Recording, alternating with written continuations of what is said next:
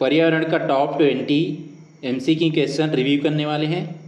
अभिकथन है, एक स्थिर पारिस्थितिक तंत्र में ऊर्जा का प्रवाह हमेशा एक दिशी होता है और लिंडमैन के 10% नियम का पालन करता है।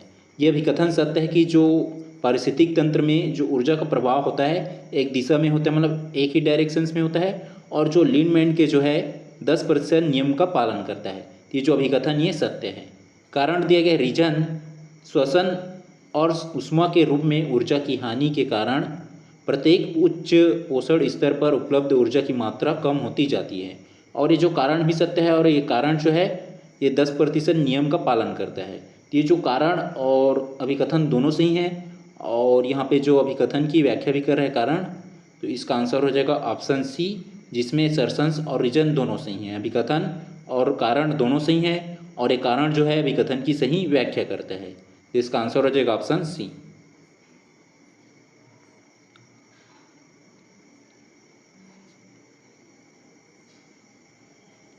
क्वेश्चन है, अभिकथन रेगिस्तानी पारिस्थितिक तंत्र में जीव भार या बायोमास का पिरामिड हमेशा उल्टा बनता है।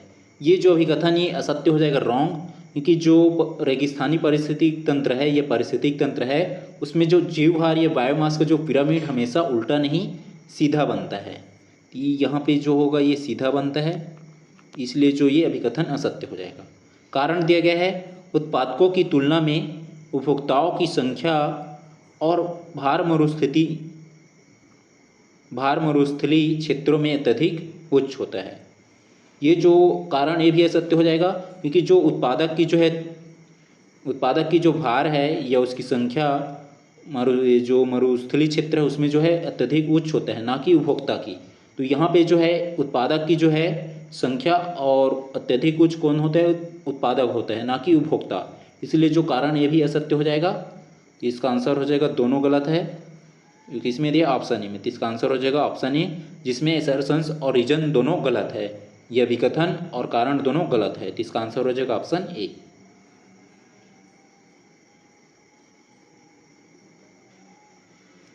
क्वेश्चन है, सही सुमेलित कीजिए। कॉलम पी जिसमें दिया गया है घटकीय प्रक्रिया और कॉलम क्यू जिसमें दिया गया है विशेषता। पी में है अपरदहारी या डेट्रीओरस। तो ये जो होता है जटिल कार्बनिक पदार्थों को खंडों में तोड़ने का काम करता है। जो जटिल कार्बनिक पदार्थ हो गया, ये कूड़ा करकट हो गया, ये कचरा हो गया, तो उसको जो है अपरदहारी जो है, जैसे हो गया केचुआ। तो ये जो केचुआ क्या करता है, जटिल कार्बनिक पदार्थों को खंडों में तोड़ने का काम करता है। तो ये हो जाएगा पी का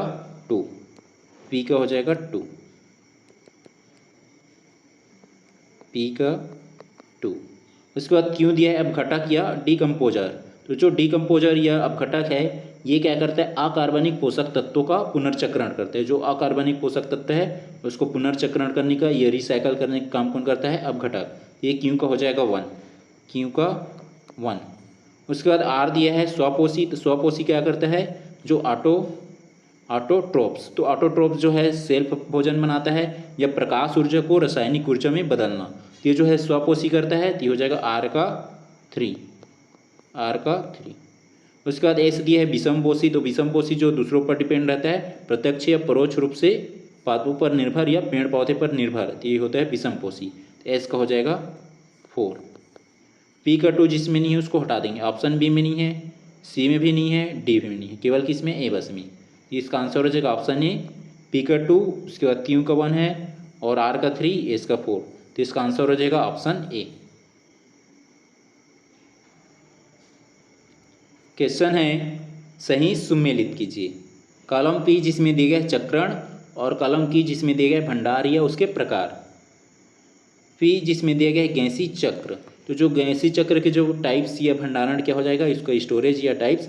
तो इसका स्टोरेज या टाइप्स हो जाएगा नाइट्रोजन और कार्बन चक्र। तो जो नाइट्रोजन और कार्बन चक्र इसमें गैसीय चक्र होता है, गैसीय चक्र का एग्जाम्पल ये प्रकार है, तो ये पी का हो जाएगा 2।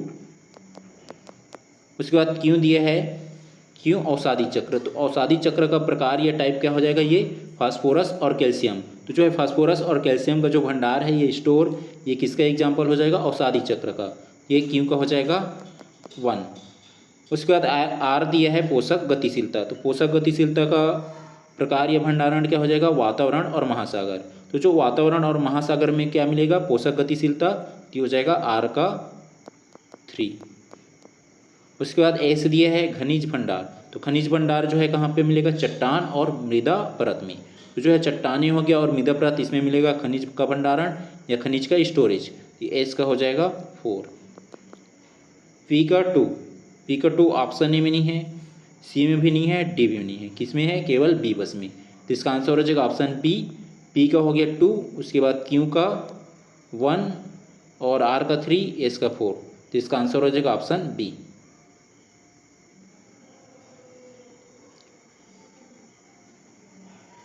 क्वेश्चन है सही सुमेलित कीजिए। कॉलम पी जिसमें दिए गए है खाद्य श्रृंखला या खाद्य जाल, और कॉलम क्यू जिसमें दिए गए उदाहरण या उसके गुण। पी चराई खाद्य श्रृंखला। तो जो चराई खाद्य श्रृंखला है उसका उदाहरण क्या हो जाएगा, तो जो आपको मिलेगा चराई खाद्य श्रृंखला ये जीवित पादपों से प्रारंभ होता है।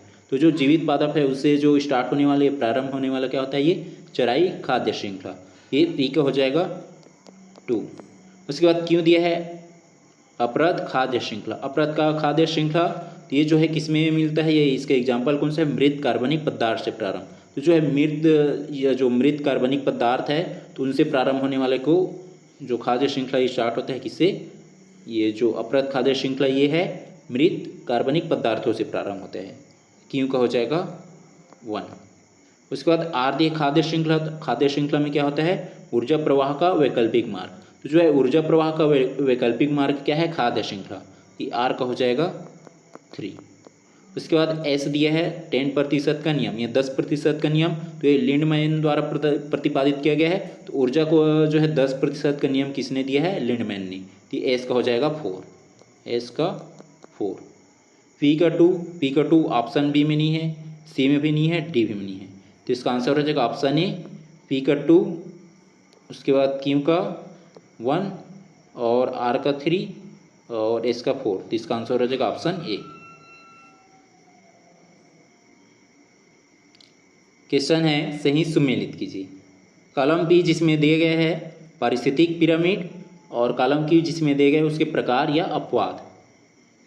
पी संख्या का पिरामिड। संख्या का पिरामिड का जो प्रकार या टाइप्स क्या हो जाएगा, एक वृक्ष पारिस्थितिक तंत्र में उल्टा। तो जो है एक वृक्ष, तो वृक्ष में जो है जो पेड़ पौधे हो गया, तो इस वृक्ष में जो है बर्ड्स चिड़िया विड़िया भी आएंगे, पक्षी वगैरह। तो ये सब मिलकर क्या बनाता है, एक संख्या का पिरामिड। ये हो जाएगा पी का 2। एक वृक्ष में पारिस्थितिक तंत्र उल्टा, तो इसमें जो पारिस्थितिक तंत्र की कैसा बनेगा, उल्टा बनेगा। ये हो जाएगा पी का 2।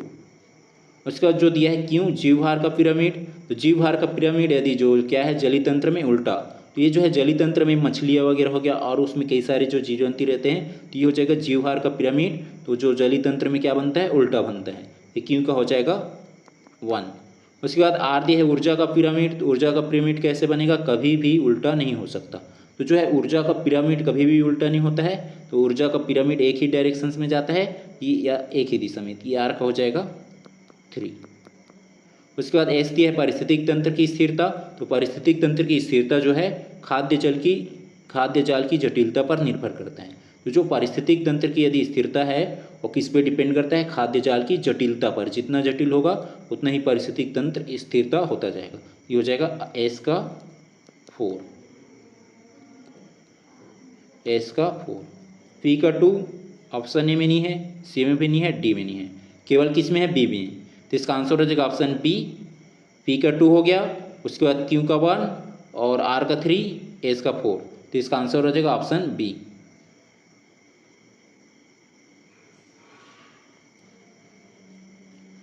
क्वेश्चन है फास्फोरस चक्र की निम्न अवस्थाओं को उनके होने के सही क्रम प्रारंभ से अंत में व्यवस्थित करें।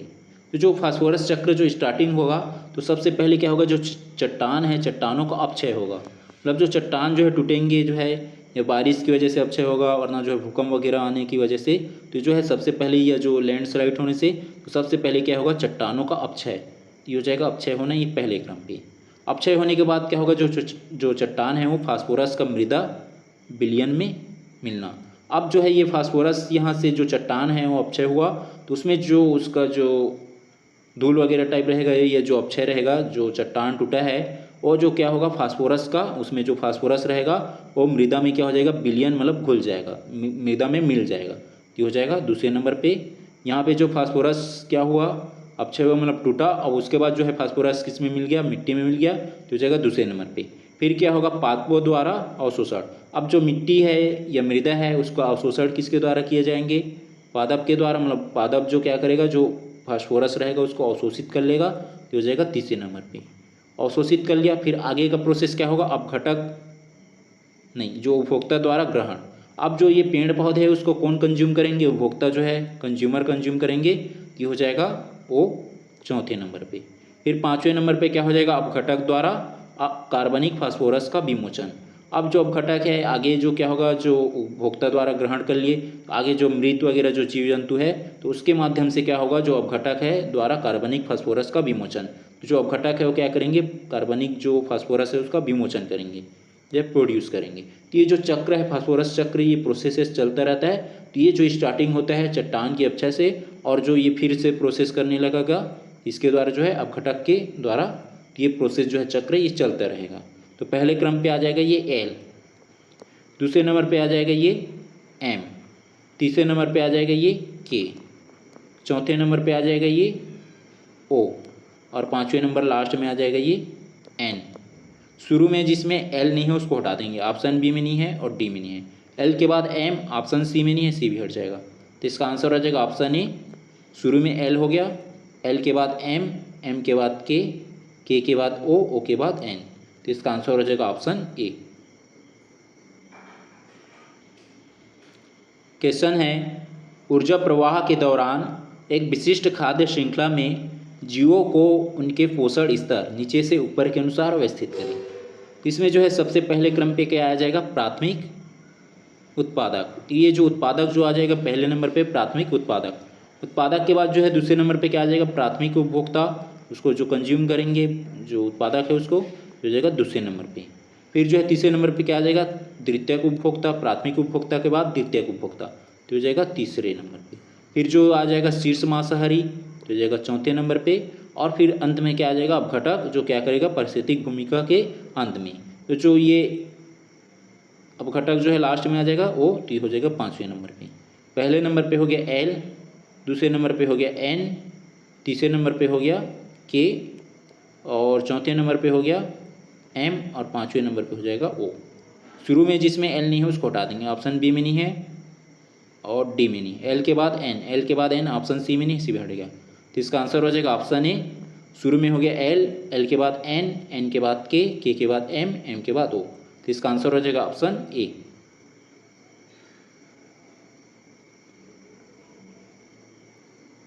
क्वेश्चन है, निम्न में से कौन सा कथन सही है। सही कथन की चुनाव करना है। कथन पहला एल दिया है, पारिस्थितिक तंत्र एक स्वनियमित और कार्यात्मक इकाई है। तो ये जो है कथन एल सत्य है कि जो पारिस्थितिक तंत्र या इकोसिस्टम क्या है, एक स्वनियमित या सेल्फ रेगुलेटेड, और एक क्या है कार्यात्मक इकाई। ये जो पहला कथन है ये सत्य है। तो ऑप्शन बी में नहीं है तो ऑप्शन बी को हटा दिए। उसके बाद जो है कथन एम दिया है, तापमान और वर्षा अजैविक घटकों के अंतर्गत आते हैं। तो ये जो है कथन एम ये सत्य है कि जो तापमान और जो वर्षा हो गया ये अजैविक घटक है। दो घटक होते हैं, जैविक घटक और अजैविक घटक। तो ये जो तापमान और वर्षा जो दोनों क्या है ये अजैविक घटक है। तो कथन एम ये भी सत्य है। तो ऑप्शन सी में एम नहीं है तो ऑप्शन सी बी को हटा देंगे। उसके बाद जो है कथन एन दिया है, खाद्य श्रृंखला जितनी छोटी होगी ऊर्जा की हानि उतनी ही अधिक होगी। तो जो कथन एन असत्य हो जाएगा, क्योंकि खाद्य श्रृंखला जितनी छोटी होगी ऊर्जा की हानि उतनी ही कम होगी, ना कि अधिक। यहाँ पे क्या होगा, कम। और जो खाद्य श्रृंखला जितनी ही बड़ी होगी उतनी ही जो ऊर्जा की हानि उतनी ही अधिक होगी, बड़ी में अधिक होगी। यहाँ पे यदि ये जो खाद्य श्रृंखला जितनी छोटी होगी ऊर्जा की हानि उतनी ही कम होगी, और यहीं पे यदि क्या होता है ये छोटी की जगह में बड़ी, तो ये कथन सही हो जाता है। तो जो कथन है ये असत्य है। यदि जो खाद्य श्रृंखला जितनी ही बड़ी होगी ऊर्जा की हानि उतनी ही अधिक होगी, और छोटी होगी उतनी ऊर्जा की हानि कम होगी। तो जो कथन है ये असत्य हो जाएगा। उसके बाद कथन हो दिया है, समुद्र में जीव भार का जो पिरामिड होता है ये सामान्यतः सीधा होता है। तो ये जो कथन हो ये भी असत्य हो जाएगा, क्योंकि जो समुद्र में जीवहार का जो पिरामिड होता है ये सीधा नहीं क्या होगा, उल्टा उल्टा होता है ये, इसलिए जो कथन ओ ये भी असत्य हो जाएगा। ये जो ऑप्शन डी उपयुक्त सभी दिया है तो इसमें ओ और एन भी आ जाएगा, तो ऑप्शन डी भी हट जाएगा। उसके बाद कथन टी दिया है कवक और जीवाणु पारिस्थितिक तंत्र के सूक्ष्म उपभोक्ता है, तो जो कथन पी ये भी सत्य है। तो इसमें कौन कौन से कथन सत्य हो रहा है, कथन एल, कथन एम और कथन पी, ये तीनों कथन सत्य हो रहा है। और किस में दिया, ऑप्शन में, तो इसका आंसर हो जाएगा ऑप्शन ए, इसमें केवल एल एम और कथन पी सत्य है।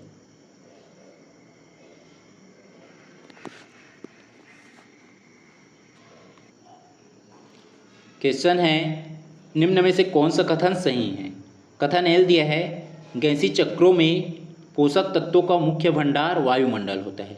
ये जो कथन एल सत्य है कि जो गैसीय चक्र है उसमें पोषक तत्वों का मुख्य भंडार कौन होता है, वायुमंडल। ये जो कथन एल सत्य है, तो ऑप्शन ए में नहीं है एल, तो ऑप्शन ए को हटा दिए। उसके बाद जो है कथन एम दिया है फास्फोरस चक्र में गैसीय विनिमय नगण्य होता है। तो जो है कथन एम ये भी सत्य है कि जो फास्फोरस चक्र है उसमें गैसीय विनिमय या गैस का जो एक्सचेंजेस बहुत कम होता है, नगण्य होते हैं, नहीं के बराबर। तो जो कथन एम ये भी सत्य है, तो ऑप्शन सी में एम नहीं है तो ऑप्शन सी हटा देंगे। उसके बाद जो है कथन एन दिया है खाद्य जाल पारिस्थितिक तंत्र की स्थिरता को कम करता है। तो ये जो कथन एन असत्य हो जाएगा, क्योंकि जो खाद्य जाल है पारिस्थितिक तंत्र की स्थिरता को कम नहीं, ये बढ़ाता है, इसलिए जो कथन एन ये असत्य हो जाएगा। कथन ओ दिया है ऊर्जा का प्रवाह हमेशा चक्रीय होता है। तो ये जो कथन हो ये भी असत्य हो जाएगा, क्योंकि ऊर्जा का प्रवाह चक्रीय नहीं एक दिशी होता है, एक डायरेक्शंस में होता है, एक दिशी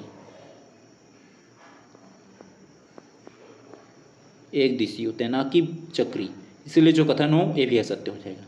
उसके बाद जो है कथन पी दिया है प्राथमिक उत्पादकता केवल प्रकाश संश्लेषण पर निर्भर करती है। तो जो कथन पी ये भी असत्य हो जाएगा, क्योंकि जो सूक्ष्म जीव हो गया या बैक्टीरिया हो गया, इनकी जो है इन लोग जो है अपना ऊर्जा किसके द्वारा प्राप्त करते हैं, रासायनिक प्रक्रिया के द्वारा, ना कि प्रकाश संश्लेषण। लेकिन यहाँ पे क्या बोला है गया है प्राथमिक उत्पादकता केवल प्रकाश संश्लेषण, इसलिए जो कथन पी ये असत्य हो जाएगा। तो इसमें कौन कौन से कथन सत्य हो रहा है, कथन एल और कथन एम, तो इसका आंसर हो जाएगा ऑप्शन बी, इसमें केवल एल और कथन एम सत्य है।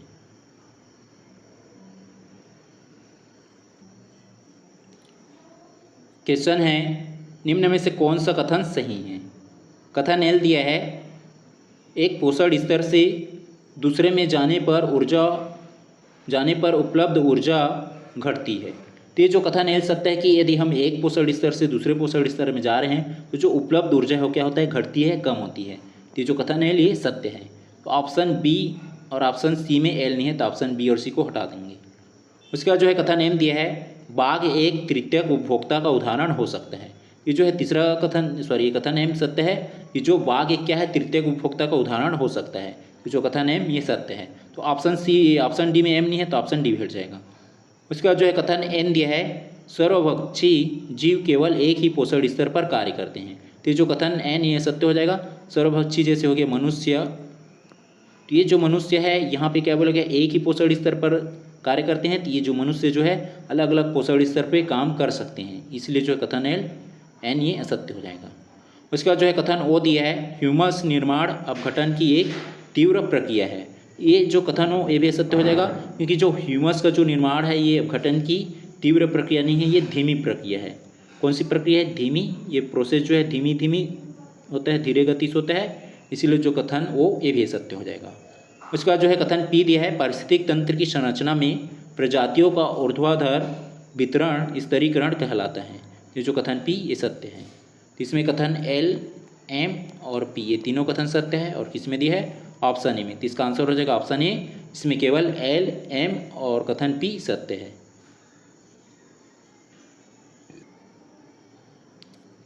क्वेश्चन है प्रकाश संश्लेषण की दर द्वारा प्रति इकाई समय और क्षेत्र में उत्पन्न कार्बनिक पदार्थ की मात्रा को क्या कहा जाता है। तो इसका आंसर हो जाएगा ऑप्शन ए सकल प्राथमिक उत्पादकता। तो जो है सकल प्राथमिक उत्पादकता क्या होता है, जो प्रकाश संश्लेषण की जो प्रोसेस है, तो उसकी जो प्रोसेस की जो प्रकाश संश्लेषण की जो दर है उनके द्वारा प्रति इकाई समय मतलब हर एक टाइम या हर एक मिनट या हर एक सेकंड में, और क्षेत्र में उत्पन्न जो कार्बनिक पदार्थ है उनकी मात्रा को बोला जाता है सकल प्राथमिक उत्पादकता। तो इसका आंसर हो जाएगा ऑप्शन ए।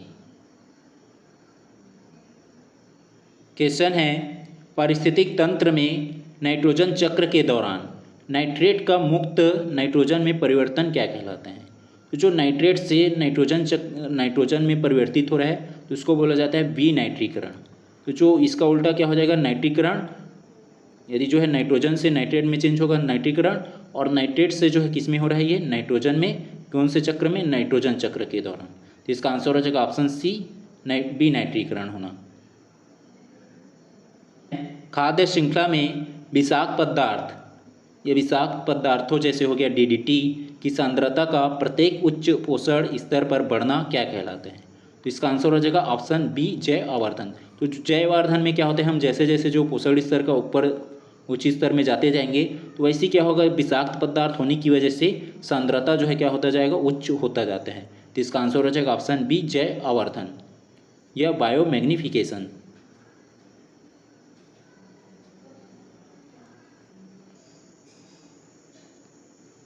क्वेश्चन है, अपरद खाद्य श्रृंखला और चराई खाद्य श्रृंखला के बीच मुख्य अंतर क्या है? इन दोनों के बीच जो है अंतर है ऊर्जा का स्रोत। जो ये चराई खाद्य श्रृंखला है इनका जो ऊर्जा का स्रोत क्या रहता है, प्रकाश संश्लेषण। ये जो है चराई खाद्य श्रृंखला ये प्रकाश संश्लेषण या सौर ऊर्जा के माध्यम से अपना ऊर्जा अर्जित करते हैं, और जबकि अपरद जो है ये किसके माध्यम से, जो कार्बनिक पदार्थ हो गया या रासायनिक पदार्थ है उनके माध्यम से ऊर्जा प्राप्त करते हैं। इसीलिए जो दोनों के बीच का अंतर ये रहता है ऊर्जा का स्रोत। तो इसका आंसर हो जाएगा ऑप्शन ए, ऊर्जा का स्रोत।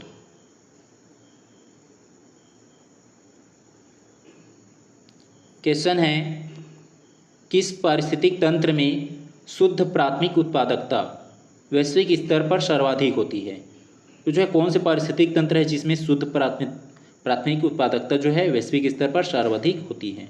तो इसका आंसर हो जाएगा ऑप्शन बी, उष्णकटिबंधीय वर्षावन। तो जो है उष्णकटिबंधीय वर्षावन है उसकी जो है ये सर्वाधिक होता है कौन सा, जो है शुद्ध प्राथमिक उत्पादकता। तो इसका आंसर हो जाएगा ऑप्शन बी।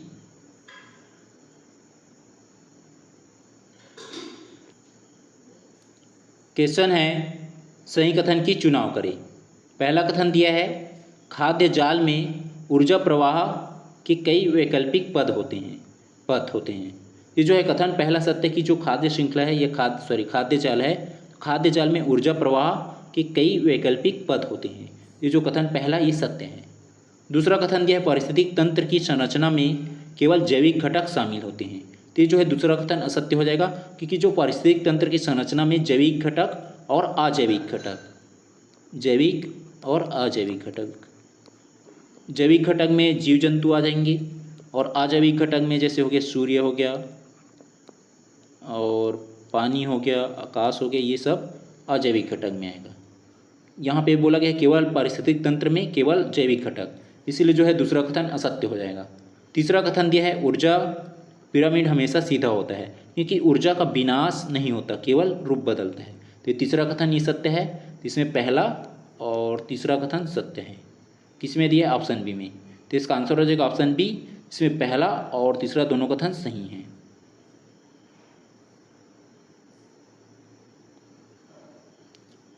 क्वेश्चन है, सही कथन की चुनाव करें। पहला कथन दिया है, कार्बन चक्र एक अवसादी चक्र है। तो ये जो पहला कथन असत्य हो जाएगा, क्योंकि जो कार्बन चक्र है अवसादी चक्र नहीं है, ये गैसीय चक्र है। कौन सा चक्र है, ये गैसीय चक्र है। ये पहला कथन असत्य हो जाएगा। दूसरा कथन दिया है, अपघटन की दर ऑक्सीजन की उपलब्धता पर निर्भर करती है। तो जो है दूसरा कथन सत्य है कि जो अपघटन की दर किस पे डिपेंड करता है, ये ऑक्सीजन की उपलब्धता पर। तो जो दूसरा कथन ये सत्य है। तीसरा कथन दिया है, नाइट्रोजन स्थिरीकरण केवल रासायनिक विधि से होता है। ये तीसरा कथन ये भी सत्य है, क्योंकि जो नाइट्रोजन स्थिरीकरण है ये जो है जैविक विधि से भी होता है, जीव जंतुओं के माध्यम से, और जो है रासायनिक विधि से भी होता है, और वायुमंडलीय ये तीनों विधि से होता है। लेकिन यहाँ पे बोला गया केवल रासायनिक विधि से होता है। जैविक विधि से भी होता है, रासायनिक विधि से भी होता है, और वायुमंडलीय विधि से भी होता है। तो ये तीसरा कथन असत्य हो जाएगा। कौन सा कथन सत्य हो रहा है? दूसरा। और किसी में दिया? ऑप्शन ए में। तो इसका आंसर हो जाएगा ऑप्शन ए, जिसमें केवल दूसरा बस कथन सही है।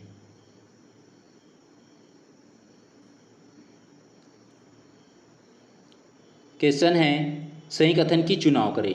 पहला कथन दिया है जैविक घटक और अजैविक घटक एक दूसरे के साथ अंतःक्रिया करते हैं। तो ये पहला कथन सही है कि जो जैविक घटक और अजैविक घटक दोनों क्या करते हैं? एक दूसरे के साथ अंतःक्रिया करते हैं।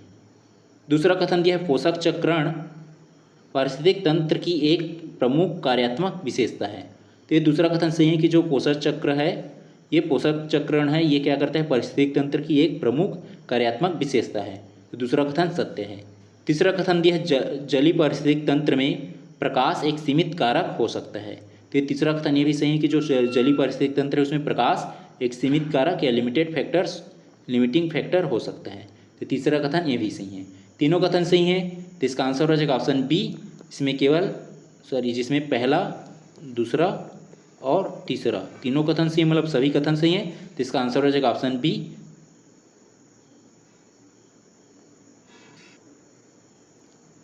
क्वेश्चन है निम्न में से कौन सा कथन सही नहीं है। यहाँ पे एक गलत कथन की चुनाव करना है। पहला कथन दिया है पारिस्थितिक पिरामिड हमेशा पारिस्थितिक तंत्र की संपूर्ण जटिलता को दर्शाते हैं। तो ये पहला कथन असत्य हो जाएगा कि जो पारिस्थितिक पिरामिड है ये हमेशा पारिस्थितिक तंत्र की संपूर्ण जटिलता को नहीं दर्शाते। कि जो पारिस्थितिक तंत्र में खाद्य जाल हो गया और खाद्य श्रृंखला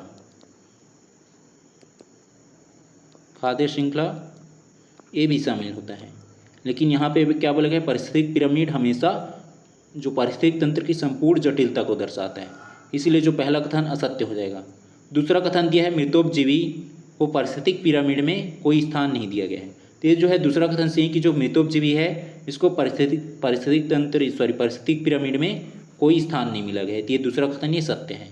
तीसरा कथन दिया है एक ही प्रजाति एक ही समय में एक से अधिक पोषण स्तरों पर स्थित नहीं हो सकती। तो ये तीसरा कथन ये भी असत्य हो जाएगा, क्योंकि एक ही प्रजाति जो है एक से अधिक पोषण स्तर पे हो सकता है। तो ये तीसरा कथन ये भी गलत है। तो पहला और तीसरा कथन गलत है, हमें गलत कथन की चुनाव करना था। तो इसका आंसर हो जाएगा ऑप्शन बी, इसमें पहला और तीसरा कथन गलत है।